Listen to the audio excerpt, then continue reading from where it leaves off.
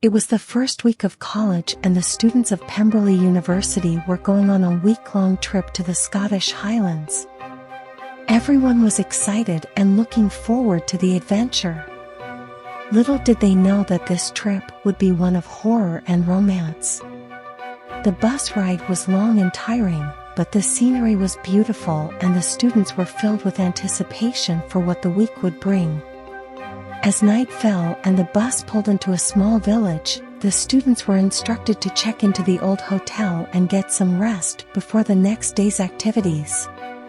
The next morning, the students were awoken by a loud noise outside. When they looked out their windows, they saw a large group of men on horseback. The men were all wearing kilts and had swords and shields. They were the local Scots, and they were here to take the students on a tour of their homeland.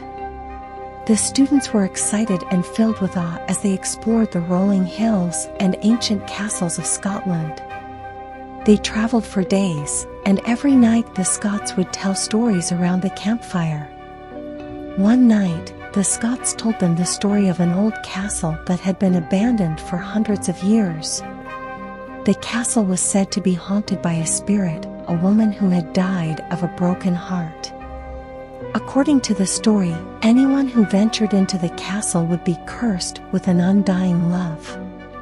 The students were both intrigued and terrified by this story, but the next day they decided to go to the castle anyway. When they arrived, they were met by an eerie silence. They cautiously explored the castle and soon found themselves in the courtyard, where they saw a beautiful woman standing in the moonlight. The woman was dressed all in white and had long, flowing hair. She had a sad look in her eyes, and the students knew right away that this was the ghost they had heard about. She told them her story, how she had been betrayed by her lover and had died of a broken heart. The students were moved by her story and filled with sorrow. Before they knew it, they were all in love with the ghost woman.